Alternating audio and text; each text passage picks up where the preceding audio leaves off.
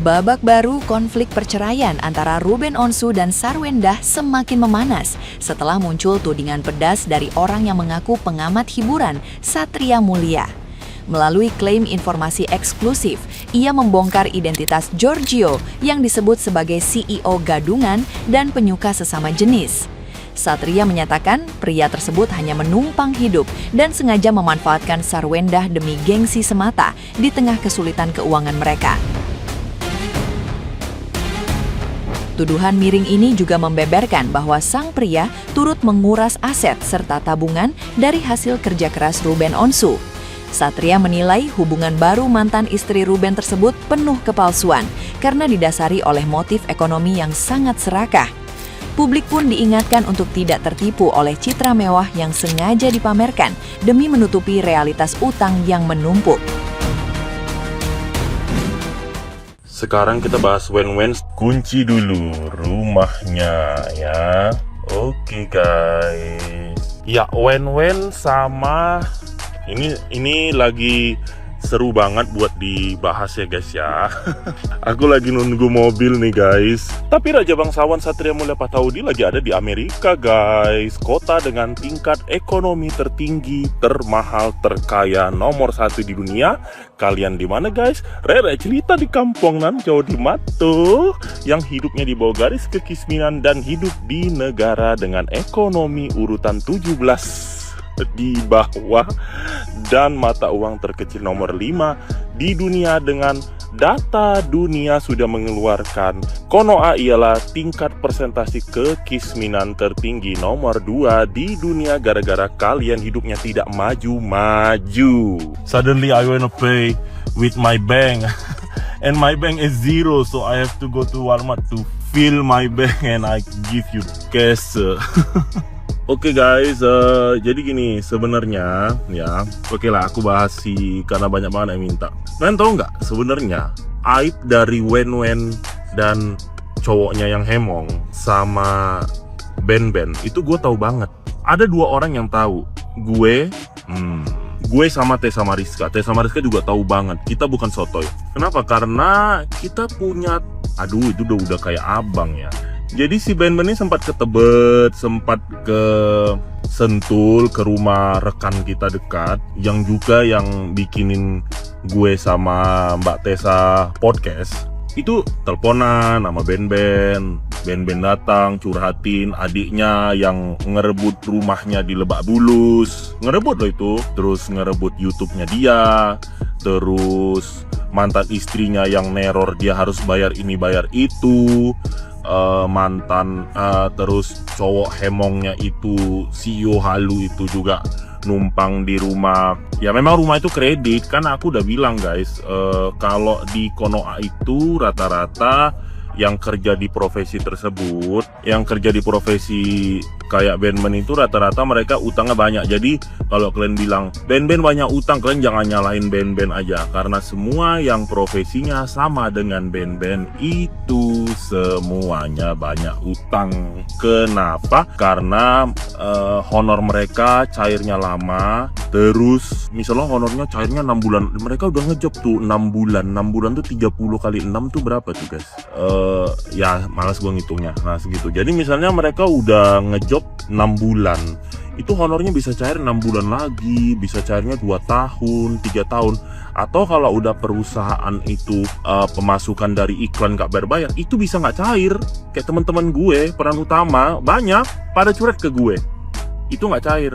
Nah itu yang menyebabkan mereka gimana guys, itu yang menyebabkan mereka udah ngambil cicilan ini itu, tiba-tiba pas honornya cair, habis sudah bayar cicilan dan biaya hidup itu. Kan tahu kan, biaya hidup di Jakarta itu 10 kali lipat daripada di kampungan Jawa Mato tempat kalian hidup, jadi tidak sama. Nah kalau kalian hidup di Amerika kayak gue, itu 10 kali lipat dari Jakarta ya.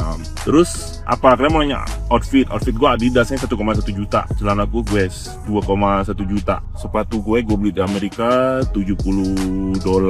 Terus nah itu sama dengan gaji kalian berapa guys di kampungan Jawa Mato. Terus kalian mau nuntut gua Gucci gue cuma punya 1, LV gue punya 1, Burberry gue punya 1, ya kan? Terus kalian mau nuntut apa? Gue trading bisnis di Amerika, gaji gue $6.140. per bulan, 109 juta. Setiap bulan gue bisa beli Gucci, LV gue bisa. Tapi gue bukan kayak artis Konoha lain, botol.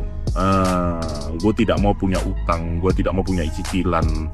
Jadi gue lebih banyak nabung. Kalau emas batangan aku mau beli. Karena kalau artis lokal, artis yang cuma terkenal ngejab satu negara, keluar negeri gak ada yang kenal mentok TKI atau sebagian kecil masyarakat Malaysia dan Brunei, digaji pakai mata uang terkecil nomor 5 di dunia, yang keluar negeri gak ada yang kenal mentok TKI kelas bawah. Kalau TKI kelas menengah ke atas, nontonannya gak artis Konoha. Pegang ngomongan gue. Temen gue di Amerika ini yang gajinya $3.000 ke atas, tanya artis Konoha pemain itu mereka gak kenal, karena gak nonton, gak level. Mereka hidup dengan menikmati ekonomi mereka yang bagus, nabung buat hari tua. Yang heboh ngurusin artis Konoha itu kalian rada jelita. Nah, kalau gue bukan ngurusin, gue membongkar fakta. Kenapa? Karena gue hidup di dunia entertainment di Konoha. Kalau di Amerika, gue membuat hidup gue nol. Ya, I make my life from the zero, from the bottom of my life in USA. Because in USA I'm nothing, but in my country ya, maybe I have property, but in India no. Oke, jadi ya kelak, bagus banget tuh burung jalak tuh. Tuh, ya.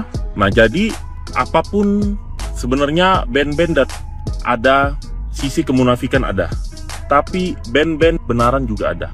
Terus makanya Rare Jelita nggak perlu narik urat untuk membela sesamanya, di tengah-tengah aja. Kenapa? Karena kalian nggak dapat duit juga, nggak menguntungkan buat hidup kalian, gitu loh. Jadi nggak usah heboh banget. Kalau band-band punya utang itu betul, banyak iya betul. Tapi jangan kalian kira band-band doang yang punya utang. Banyak yang satu profesi sama dia, kalian lihat itu seolah-olah banyak duit. Nggak ada, itu utangnya banyak semua guys. Karena mereka itu gengsi, sosok brandy, tapi honor belum turun dari atas. Makanya banyak jadi ani-ani, jadi kucang.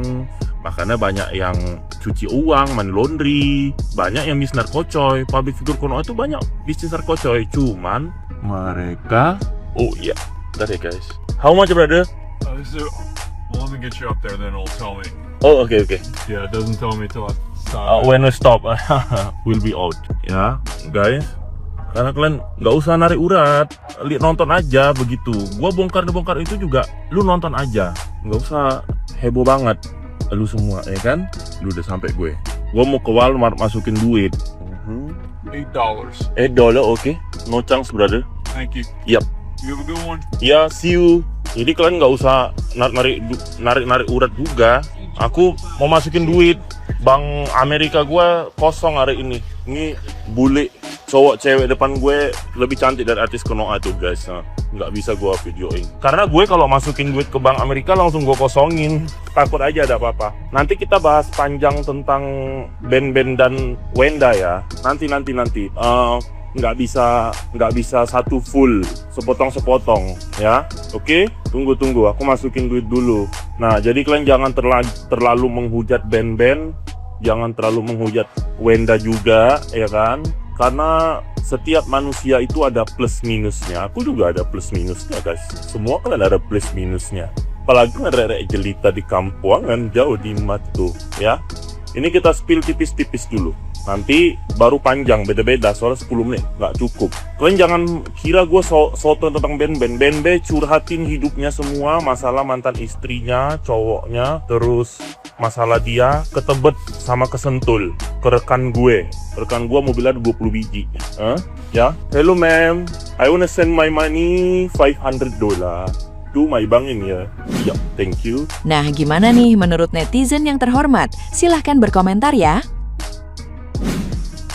Aibnya Ruben Onsu kan akan dibuka katanya kan pada waktunya. Palingan juga aibnya itu karena Ruben Onsu itu dibilang tulang lunak gitu ya kan. Menurut saya itu bukan aib, karena apa? Dari lahir pun Ruben Onsu itu udah tulang lunak gitu ya. Jangankan sebelum menikah gitu.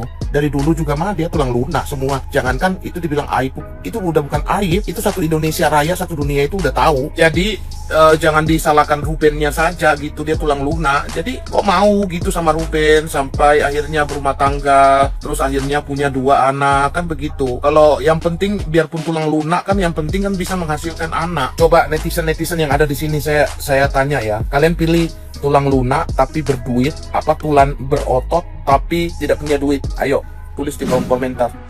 Kalau IO itu kayak suaminya Syahrini ya, nggak perlu les siang malam, becil. Tunggu. Biar kayak CEO juga. Malamnya juga mau kayak CEO ini. Tuh, cheers. Iya, kalau misalnya dapetnya CEO gitu ya, nggak mau kerja, nggak les siang malam gitu ya, jualan. Kalau aku ya sudah dapat CEO nggak perlu kerja lagi siang malam ngeles streaming. Cukup ngurus suami, ngurus anak, ngurus harta suami tadi. Tapi gimana lah ya, uang sudah disetop oleh abang bebek. Abang mantan bebek maksudnya. Ya gimana ya, agak pusing juga itu kalau ngasih makan siapa? Mukon?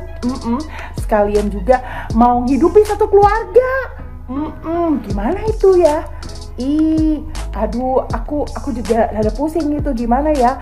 Cepet buru-buru dipindah, malu tinggal di rumah mantan, Beb, malu ya. Kasihan tuh mantan lagi galau perkara mulut lu. Ya, mulut lu yang selama ini dikasih duit gitu ya, dihidupin satu keluarga ya, sekarang mulutnya tajam banget, ngalah-ngalahin malambe. Oh my god, itu aja sih bisa aku katakan gitu ya. Carilah CEO yang seperti suaminya Syahrini, tidak perlu live siang malam. Beberapa hari ini berseliweran ada seorang laki-laki yang mengaku di statementnya dia itu seorang CEO dan memiliki beberapa PT. Dan lucunya lagi, si cowok itu bilang kepada netizen untuk mencari tahu PT yang mengatasnamakan diri dia. Dan di sini gue cuma mau bilang, gue ketawa dengan statement lo ya. Bukankah lo itu dulunya seorang simpanan dari tanti-tanti? Lo dekati cewek yang kaya untuk menghabisi uangnya. Setelah habis, lo tinggali itu cewek. Lo dekati orang-orang yang berada, yang punya nama, untuk menaikkan nama lo. Setelah orang yang lo dekati hilang gitu aja, lo habis siapanya, lo tinggali, lo nggak tahu malu.